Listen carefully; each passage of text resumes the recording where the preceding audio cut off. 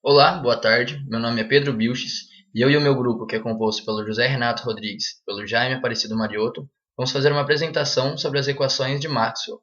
Nossa apresentação, pegamos a primeira equação de Maxwell, que por sua vez está relacionada com a lei de Gauss. A princípio, eu vou fazer uma introdução falando um pouco a respeito do fluxo.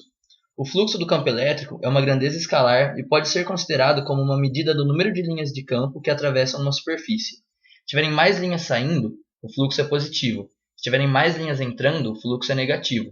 E se o número de linhas saindo for igual ao número de linhas entrando, o fluxo é nulo. Para se obter o fluxo do campo elétrico E em uma superfície, é preciso dividi-la em vários pequenos elementos de área infinitesimal dA. Sendo assim, o fluxo do campo elétrico E vai ser igual à integral de superfície do campo elétrico E que multiplica o dA, que é o elemento infinitesimal escolhido. E agora eu vou falar um pouco do fluxo em uma superfície gaussiana. Mas antes disso, eu gostaria de fazer duas observações. A primeira é que na lei de Gauss não tem nada que já não esteja contido na lei de Coulomb, e o inverso também é verdade. Ou seja, tudo que está em uma lei também está na outra. E também que a força elétrica é proporcional ao inverso do quadrado da distância, e isso faz com que o fluxo E não dependa da superfície gaussiana, mas apenas da carga localizada no interior dela. Bom, aqui para fazer a nossa explicação, nós escolhemos uma esfera, ou seja, nós temos uma carga Q dentro de uma superfície esférica. Assim, o fluxo do campo elétrico E é dado pela integral fechada de superfície do campo elétrico E vezes o elemento infinitesimal dA escolhido. Como podemos ver, o elemento ele tem sentido paralelo ao campo elétrico, portanto podemos colocar os dois em módulo. E como o campo elétrico E é constante, ele pode ser retirado da integral. Sendo assim, ficamos com que o fluxo do campo elétrico E vai ser igual ao campo elétrico vezes a integral fechada de superfície de dA. Com isso, temos que o campo elétrico E vai ser 1 sobre 4πε0, que é a constante K, multiplicando a carga Q vezes o inverso da distância ao quadrado, que nesse caso vai ser o R ao quadrado. E como podemos ver, esta daqui é a lei de Coulomb para uma carga pontual. E assim, essa outra parte da equação, que seria o 4πr ao quadrado, é o resultado da integral de dA. A integral de dA vai ser A, e a área de uma esfera é 4πr ao quadrado, portanto chegamos neste valor. E isso é igual a Q sobre ε0. Também podemos concluir que se a carga estiver no exterior da superfície gaussiana, o resultado vai ser igual a zero, pois a carga Q ela representa o fluxo em uma direção radial. Sendo assim, se ela não estiver na superfície, ela não vai ter nenhum valor, portanto, será nula. Boa tarde, meu nome é José Renato e eu vim dar continuidade à apresentação que o Pedro começou. Se nós assumirmos que dentro dessa superfície gaussiana existam uma ou mais cargas pontuais que produzam campo elétrico, o cálculo do fluxo elétrico vai se resumir à integral de superfície fechada da somatória dos campos elétricos produzidos individualmente por cada uma dessas partículas vezes um dA. Aqui, por exemplo, se a gente assumir que existam duas cargas pontuais dentro da superfície, o cálculo do fluxo elétrico vai ser a integral de superfície fechada do campo elétrico produzido pela partícula 1 mais o campo elétrico produzido pela partícula 2 vezes 1 dA. Isso a gente pode separar em duas integrais diferentes, e como os campos elétricos são constantes, eles saem da integral e sobram só a integral de dA em ambas as integrais. E se a gente simplificar como foi feito anteriormente, a gente vai obter que o cálculo do fluxo elétrico produzido pelo conjunto de cargas pontuais dentro da superfície gaussiana vai ser igual à carga interna, que é igual à somatória da carga 1 e da carga 2, dividido por um ε0. Bom, agora dando um tratamento diferencial para a lei de Gauss e pelo teorema da divergência, nós podemos assumir que o fluxo elétrico produzido por um campo elétrico vezes 1 dA é igual à integral volumétrica do divergente desse campo elétrico vezes 1 dr.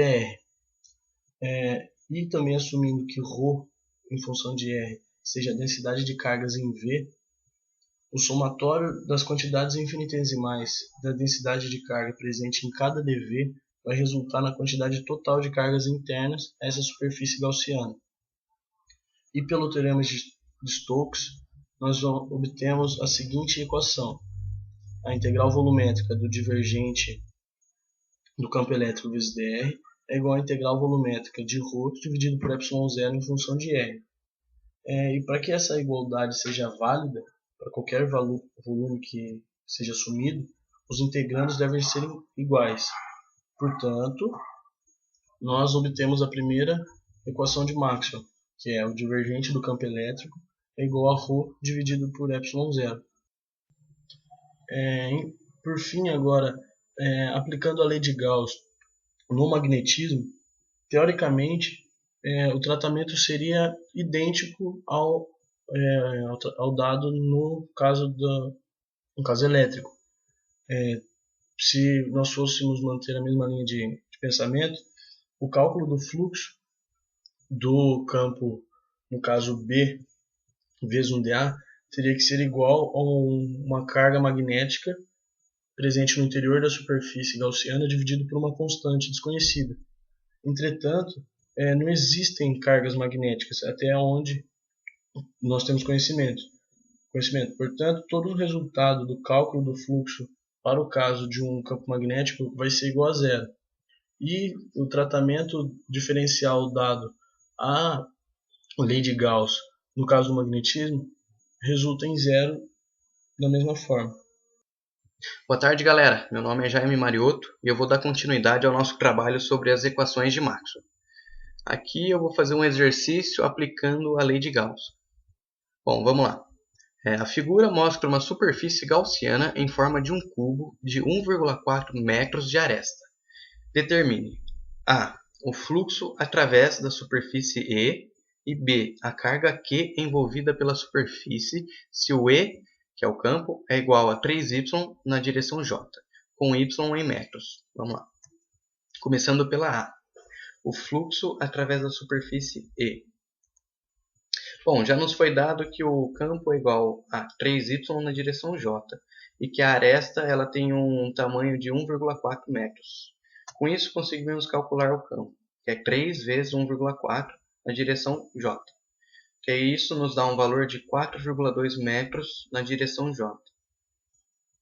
E pela lei de Gauss, o fluxo é uma integral de superfície do campo vezes 1dA. Como o campo já foi calculado e ele é constante, a gente pode tirar ele da nossa integral. Então, o fluxo fica o campo que multiplica a integral de dA. Com isso, a integral de dA sabemos que é A. Então, a nossa equação vai ficar E vezes A, que é igual a 4,2, que multiplica 1,4 ao quadrado, porque é a área de um quadrado.